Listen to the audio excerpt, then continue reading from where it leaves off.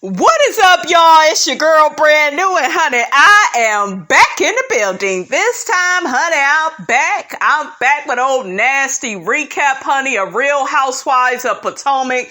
This is season 5, episode 9, honey. Let's get a ladies, honey, a Real Housewives of Potomac, a big old nasty hand clap, honey. Just give them a big old nasty hand clap, honey, because once again, they did not disappoint. I was so entertained.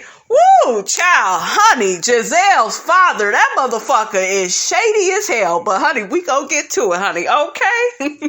I was so here for it, though, y'all. Y'all should have seen me. I was sipping my tea. I was like, oh, shit. I wasn't expecting that to go like that. You know how you be thinking how, you know how stuff go, play out. But, honey, I wasn't expecting that, honey. He just really turned some things all around, honey. Let's get off into this episode, honey, okay? So the episode basically picks up where it left off last week with the whole Candiace and Monique fight. This is what I'm gonna say, okay? I watched a few people's reviews and people got to saying shit like, well, you don't have to take a side and you shouldn't be on the side of your favorite. Y'all know I like Candace way more than I like Monique, but me taking up for her is not me, just taking her side. I'm calling a spade a spade. I told y'all before it even got physical, Monique was wrong.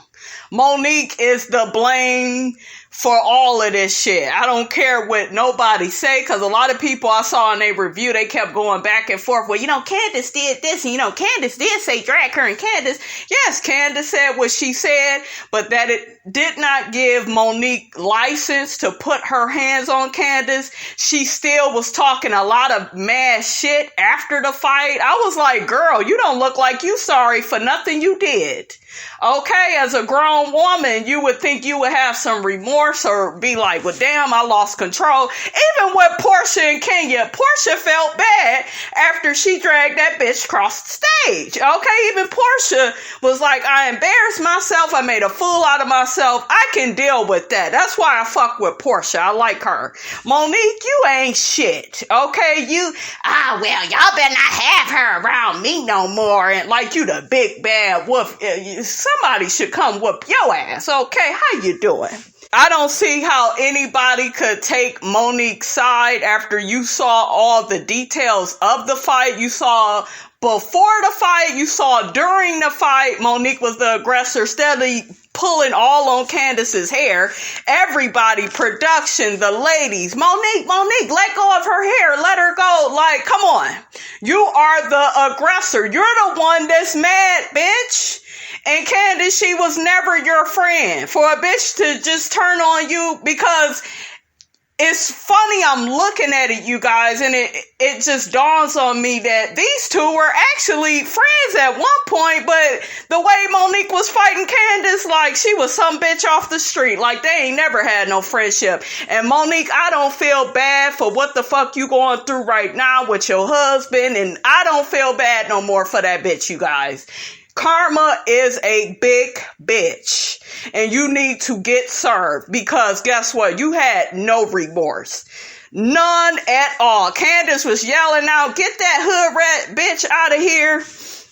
We see Monique in the other room. She's yelling, oh, you keep talking. You must want somebody to hit you. See, you talking about engaging in that nasty behavior again. Girl, you wrong. Monique's mouth was bleeding. And then she had the fucking audacity to say, oh, well, did she hit me in the face with a glass? Bitch, she should have. She should have busted your motherfucking mouth open. Okay? The reason why you got hit in the face was because y'all was tussling back and forth, and I guess it was in Candace's hand. But you deserve to be busted in the motherfucking mouth, face, child. Candace, you better than me, bitch. You motherfucking better than me. I would have stomped that motherfucking Monique's ass to the fucking ground, because she would have deserved it. She's a nasty ass bitch. I'm glad everybody is seeing her, honey, for who she is, honey. Okay? How you doing? We see Robyn and her reaction to the fight. Robyn says Monique has a problem, and I agree. You have a problem. Karen says that, they both egged each other on and, she kind of wants to stay neutral. We see Karen, she goes to check on Monique. Monique is in another room with a producer. She's straight trying to get out of the room and get back to Candace like, girl, the fight is over. The fight is over. Let it go. This is where maturity comes in. But you showed me you don't have no fucking maturity. Because after you done kind of got the best of somebody, you move on and you get your ass on in your car, you go home. No, this bitch is steady trying to look for Candace and still trying to fight her and shit. Girl, bye. Okay, then we hear Monique saying, well, she been asking to get her ass beat since last year. See? So, girl, you ain't shit. We see Gizelle. Gizelle asked for somebody to walk Candace out. Candace, she kept saying, she was sorry to one of the producers.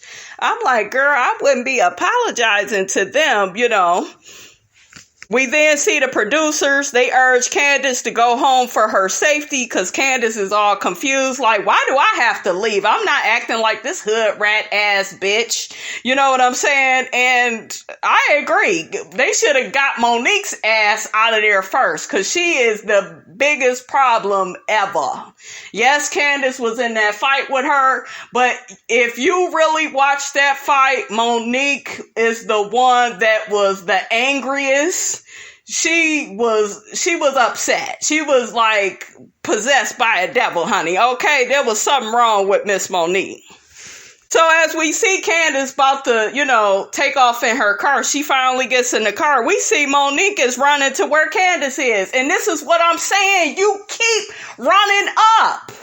Okay, not only was you at the door trying to, find where Candace was, we see you run outside as this girl is trying to leave. You trying to attack her again. You crazy. And you are fucking out of control. You are a rabid dog. You need to sit your motherfucking ass down. She pissed me the fuck off. And guess what? I wanted to fight Monique for Candace. Okay, I did. I was like, oh, I could grab her little skinny ass, stump her ass on down to the ground. Thinking she hard and shit. And I think she really thought that her behavior was cute. That's what I got from her, you guys. Oh, I think I'm hard. She kept telling the ladies, y'all better keep her away from me. Better keep her away because she go get hurt again and saying shit like that. If you don't get your skinny pretzel looking ass up out of here, get your ass home, girl. Child, it got my pressure all up, honey, okay? So the whole time I'm looking at Robyn and Gizelle, they looking annoyed, with Monique, and they look embarrassed for her. Like they really realize this girl is out of control. She has a problem. Now we all know Gizelle does not like Monique. And we know that Gizelle is jealous of Monique, but I allowed Gizelle to have her feelings, on this episode. And she was absolutely correct with how Monique was acting. And so was Robyn, because it was just ridiculous. It just went way too far. Robyn even mentioned in her confessionals, Monique, not Monique. Yeah, Candace is annoying and be saying little shit and, she could kind of get to you a little bit, but she was like, Candace didn't deserve all of that. And I agree. Monique was just way out of control. And I think collectively outside of Karen, and Ashley, everybody, felt that. Everybody felt that way, that Monique is the problem and the one that was wrong. Wendy, basically, she gonna take up for Candace, but I think that she recognized that Monique was out of freaking control. It was just ridiculous. We see Monique, she tells Karen and Ashley her side.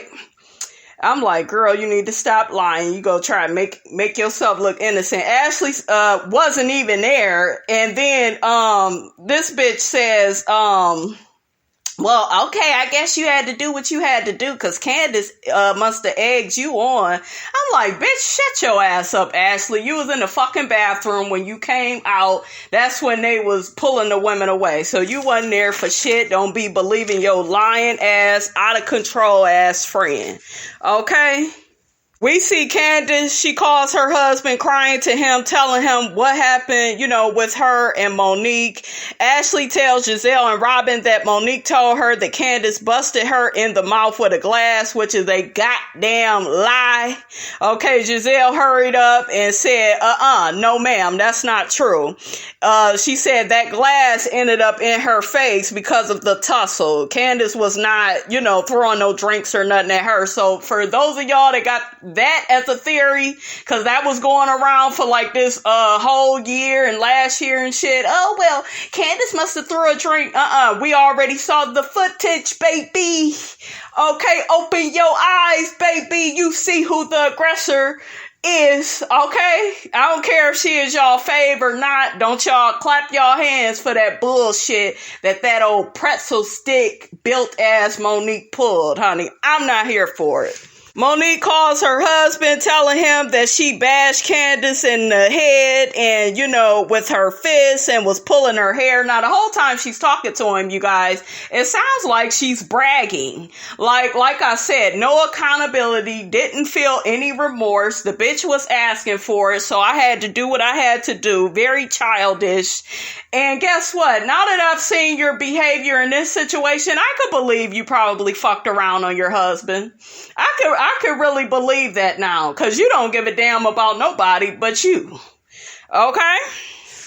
Then she lies and tells her husband, after that went down, she blacked out. You didn't black out because guess what? The cameras caught your ass several times trying to get at Candace after the fight was over. So, bitch, you the motherfucking lie. Her husband says all of this sounds so embarrassing, and what does Miss Monique say? What does Miss Prissy Pants has to say? Oh, I don't find it embarrassing. Bitch, you should be embarrassed, because you looked a goddamn fool.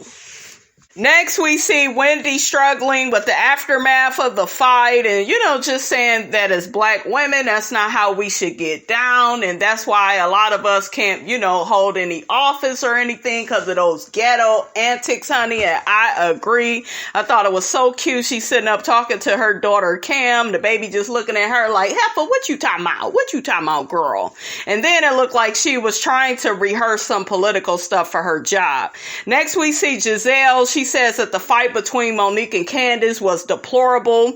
We see Gizelle, she calls Robyn while her and the girls are packing for Atlanta. They talk about the fight that took place between Candace and Monique, and Robyn says that she looked at Monique's eyes while Monique was pulling Candace's hair, and she says it looked like a devil possessed her. It did, because it was just out of line. The situation wasn't that big. Then after somebody pulls y'all apart, you would think you would get your ass in a car and go home, but no, your ghetto ass want to keep fighting. You's a goddamn fool. It just make it look like you out of control. You gonna mess up your money for some bitch you don't like, Monique. You's a stupid bitch. So that's how I see that. They both feel like Monique has a lot of explaining to do for her actions. And I agree, you guys. I agree. We're going to see that scene on next week's episode where Gizelle gets to say she don't want to be around Monique. We'll talk about all of that then. But I'm starting to look at things a little bit differently. But we'll talk about that next week. Next, we see Chris and Candace. Chris makes her some hot tea. Candace says her forehead still hurts. Chris is concerned about Candace. He's like, well, do you need to be checked out by a doctor? Candace says that I wasn't hit hard enough for me to have a concussion or anything. I'm fine. I'm gonna be okay. You could tell that Candace is very much so embarrassed that it even got to, be such a big deal. I used to be friends with this girl, and the way she attacked me like I'm some bitch off the street. You can really tell that it really hurt Candace's feelings. I'm sure a lot of people will say, well, Candace isn't innocent either, and she was saying stuff to Monique. Y'all got to keep in mind, Monique kept fucking with that girl. Candace kept walking away from her, and I guess this was the day Candace said she wasn't walking away from the bitch no more. So I'm not mad with Candace at all. If I am upset with Candace, it's because I felt like she could have really beat Monique's ass a little bit more than what she did, honey. Okay, you really should have fucked her up a little bit more. I don't think Candace was really there to fight her. I think she thought they would have some words back and forth. We can tell Monique definitely her intention. Like I say, behavior reflects intentions. How you doing? Monique was there to fight Candace. Pretty much. That's just what that is. You could just tell by her actions. They even showed the clips of Candace apologizing to Monique over and over again, and it was never good enough. It was never good enough because the bitch wanted to fight you. She was never a friend in the first place. So that's all I see with that. Candace said that she is done with that bitch. Chris said, honey, I agree. I would be done with her too, honey. Okay, moving along to Mr. Ray and Miss Karen, honey. Karen has hired a chef to come over and cook for Ray's birthday. Karen is go cook too. They're gonna make some chili and sea bass for his birthday. Ray gets to telling Karen that he's been feeling neglected. Karen says that, they have been very much so disconnected recently. Karen recommends that, at another time they should have a life coach come by. Karen also lets us know that she has a homecoming coming up and she wants to take the girls, but the girls that she wanted to take, they got into a fight. So she begins telling Ray, how Monique and Candace got into the fight. Now, did y'all hear Ray? He said, well, who instigated that? Here go Karen. Well, they both was wrong. Karen, I get you being neutral. I get you see that they both were wrong. That's cool. But I'm sorry. You gotta put more blame on Monique because of how Monique acted after the fight was over. Like, why you keep trying to fight this girl? So I don't know how. I get what Karen is trying to do, you guys. That's cool. You want to be neutral. You like both of them. But this was mainly on Monique. It just was. I'm sorry. Karen ends up telling Ray about Ashley and Michael's situation. And Ray says, so Michael cheated on Ashley and he couldn't get nothing from the girl, that he allegedly cheated on Ashley with. Ray said it in a way like Michael couldn't get the girl to sleep with him. I thought that was kind of funny. Karen was like, you so shady. And so then Ray was like, what about him being gay? Did he admit to that? I'm like, yes, Ray. Come on, Ray. Come on with the tea, Ray. Cause I'm with Ray. Shit, is the man gay? Bi? What's going on with Michael? Michael like everybody, y'all. Next year we'll hear about him fucking dogs, cats, frogs, fleas, flies, whatever, honey. Okay? Whatever floats Michael's boat. Next, we see Monique. She's doing her daughter's hair. Her daughter is so gorgeous, you guys. That little girl is everything, honey. Okay? Chris, her husband, feels that the fight wasn't a good look for their image. Monique says she doesn't care about image. And I'm looking like, bitch, you better get the Karen before Bravo fire that ass. Okay? And don't nobody want to film with you. Okay? You better get the Karen, sis. Okay? And I bet your ass care now, because every time I look up on YouTube, you doing another goddamn interview. Okay, Monique, what is you doing? Monique goes on to say that she doesn't want to be around Candace, and I'm looking like, bitch, Candace don't want to be around your ass either, and bitch, you the problem, okay? You's the problem, okay? And you can tell that her husband is looking at her like, bitch, you immature, and you got some growing to do. So, and I hope this is not what you're teaching your daughter, Monique. I really hope this is not what you're teaching her. So next we see Karen and Ray. They're together at their home and they have a life coach come by. The life coach gets to asking them what is their problem with the other. And Ray says that Karen does not cook anymore since the kids are out of the house. And Karen says that Ray doesn't show her that he loves her anymore. Doesn't really take her out on dates. And he doesn't make her feel, like she's loved. And Karen says she needs to feel that way. Ray says ever since Karen has started LaDom, she's been way too busy for him. And I just feel like this. I feel like their marriage has changed because Karen is more of an independent woman. And a lot of these men, they only like you and love you, when you're dependent upon them. So it's a little bit too late, really, for y'all to be going through that since Ray is so damn old. Okay, how you doing, Ray? So the life coach asks Karen, is she in love with Ray? And Karen says she's in love with Ray. She love her some Ray, honey. She can't imagine a day without Ray. And then the life coach asks Ray, how does he feel about Karen? And he said he definitely loves her, but he thinks he's in love with her. And I'm like, you think you in love, honey. Okay, but Miss Robinson wouldn't be asking Mr. Ray that. I would be asking his old Grady off Sanford and Son looking ass, I need you to pull up that life insurance policy and add a few more zeros. You can show me your love that way. Okay, boo? How you doing? Karen, you doing too much, okay? You just doing too much. This man is older now. A lot of how he feel, girl, it may not even have anything to do with you. You know how men get older, they get grumpy, So, girl. But Karen, she really felt the way, honey, when Ray said, he think he in love with her. It really broke her down, honey. It hurt her feelings. So the old life coach, honey, she ends up leaving and going on home. And then we see Karen, she confronts Ray, honey, about what he said. And she said, I appreciate you for your honesty.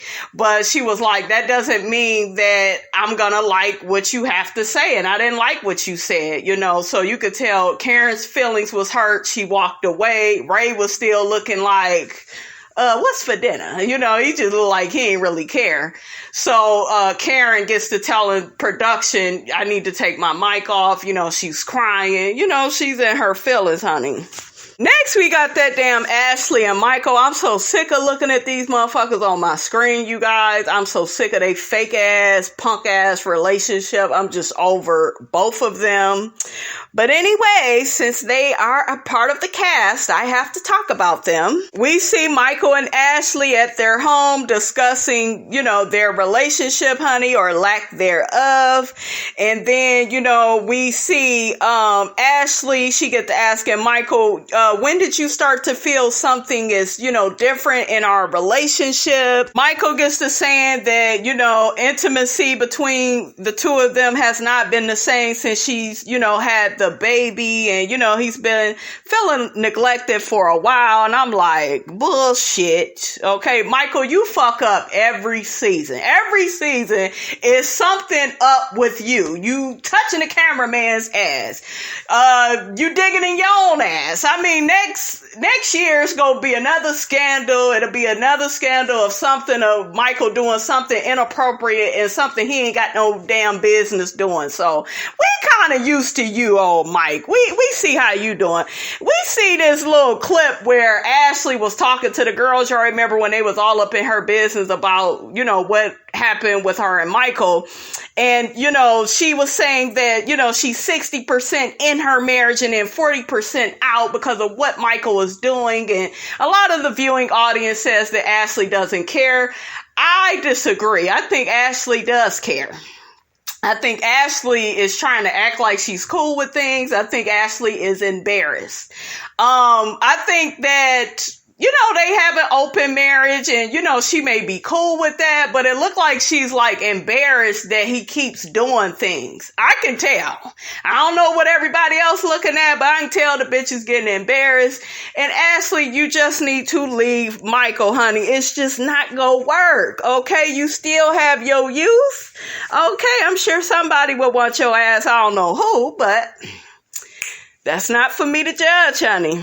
And did y'all catch Ashley saying, well, hopefully the attention is now off of, me and Michael, and now it's on Monique and Candace. I'm looking like, no, bitch, we still looking at your marriage sideways. Like, what are they doing? Okay, you still look a fool. We also see Ashley saying that if Michael is to pull a stunt like this again, cheating on her and embarrassing her, she gonna take the baby and leave. I said, that's a damn lie. Okay, that ain't nothing but a lie. All right. for people to play with my intelligence, honey. Okay. But anyways, we see Ashley saying to Michael that, she wants to get a post-nuptial agreement between the two of them with Michael so that it can protect her and baby Dean in the event that Michael cheats again. Now, bitch, listen, who are you fooling? You must think that this man is going to cheat on you again, because why would you come up with such an agreement? If you need this many agreements to be in a marriage, why even be in it? Okay, the man go cheat. He go lie. So, girl, stop wasting our time. Okay, I'm so ready for Bravo to replace Michael and Ashley. Give us somebody that's for real. Let's quit with all these shenanigans. Honey, this ain't another episode of Saturday Night Live. I don't want to see Michael and Ashley no more on this show. I'm telling y'all, everything with them is a damn joke, and I'm over it.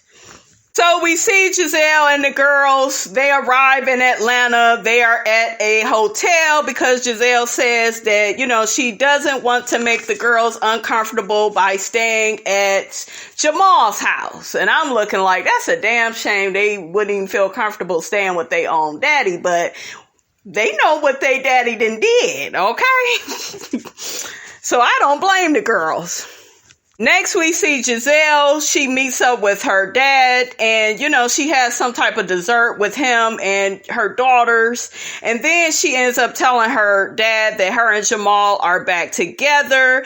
And, at first her father kind of seems supportive. He's just like, well, if this is what makes you happy and my granddaughters are happy, then I'm all good with it, okay? And I was like, okay, Dad, okay. Because the daddy was not pleased, honey, that Jamal was slinging that dang-a-lang to everybody. But, his daughter, he didn't like all that cheating and all that. What father would? And is it me, you guys, or doesn't Giselle's father remind you of Heathcliff Huxtable's father? Okay, so this would be Bill Cosby's dad on The Cosby Show, that light-skinned guy. He looks just like Giselle's dad. He even talks like him. Is that him? Y'all get down in the comments. Let me know if you thought of that.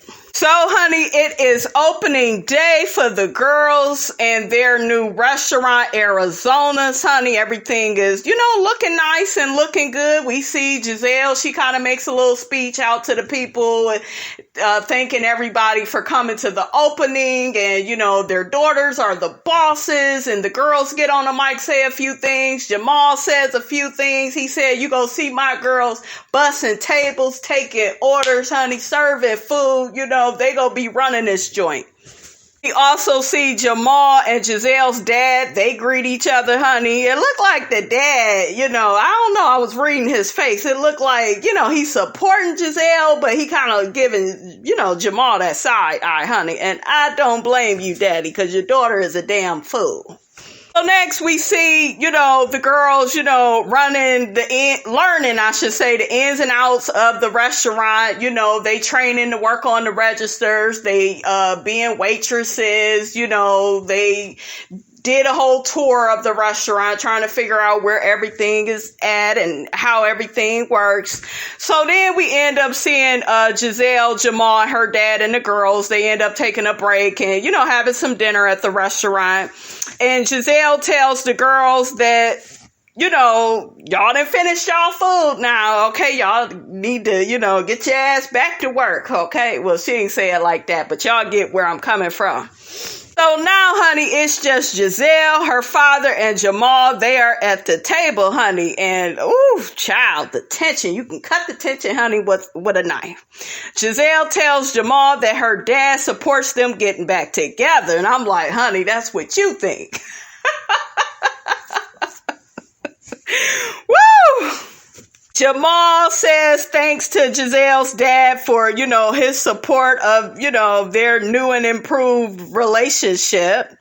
And then her dad mentions to her, I need to sneak away to the restroom. Now, I'm thinking the man is just going to the restroom, go about his business, honey, but that ain't what happened. So then we end up seeing Gizelle. She tells Jamal, she's like, well, I thought you was going to ask my dad for my hand in marriage. And Jamal says that, we got some rivers to cross before I do that, honey. Your daddy still ain't feeling me. See, Jamal, no, he done fucked up. You done fucked up, right? What that man saying, Mr. Society, you done messed up. So then we hear in the back where Gizelle's dad is, he asking for production, honey, to move his mic. He like, child, I don't want to finish out with the scene, honey. He said he's done filming. I was like, oh shit, I'm here for this, honey. Okay. Gizelle's father, honey, spills the tea, honey. He says this is not a good move for her. This guy has 6 to 7 baby mamas. Bitch, I hollered when I seen that man say that because I was caught off guard. He said what we all was thinking, but I couldn't believe it, you guys. Y'all let me know how shocked y'all was, because I thought, he was going to kind of play along with their new family and all this shit, but daddy said, bitch, not today and tomorrow. Don't look good either. Somebody come get this damn mic, because I done had enough of the foolishness, honey. I was like, all right, daddy, all right. Her motherfucking father is shady, because Gizelle thought he was about to go along with, her little bullshit ass storyline. But honey, Gizelle, baby, the joke is on you. I was happy, you guys, the joke was on her, because Gizelle is a typical Virgo. She likes to try to make sure her shit is all pristine and it look good and, ooh, this is like this. But baby, daddy said he ain't having it, honey. He said I ain't having it and your shit ain't gonna look good today, honey. I'm gonna make this mess a big mess, honey, okay? And I guess Gizelle probably learned like we did, honey, as a part of the viewing audience, that her daddy is not here for her old bullshit ass relationship with Jamal, honey. What a way to find out, honey. Who feels bad for Gizelle? Not me, okay? Because now she not sipping tea when it come to other people. Now you need to be sipping your own tea and figuring out how you gonna clean this up with your dad, honey, because daddy said, I done had enough of these shenanigans. I'm not trying to be bothered with this foolishness. But he recognized that, that man did that girl wrong and this is not the move. I think the dad likes that Jamal is providing a business, for his granddaughters. And that's cool. I give Jamal props, but honey, he done fucked up one too many times, honey. Having all these outside kids. We see Gizelle in her confessional when she's asked about her tea, honey. She want to get quiet. Oh, I'll only speak about the kids that I gave birth to. Bitch, bullshit. Because if it was somebody else's business, your monkey ass would be all up and through their business, honey. You would be telling it, sipping it, slurring it. Girl, bye.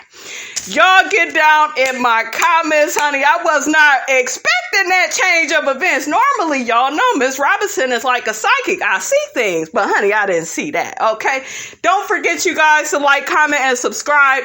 I am your girl, brand new, and I will check you guys out later.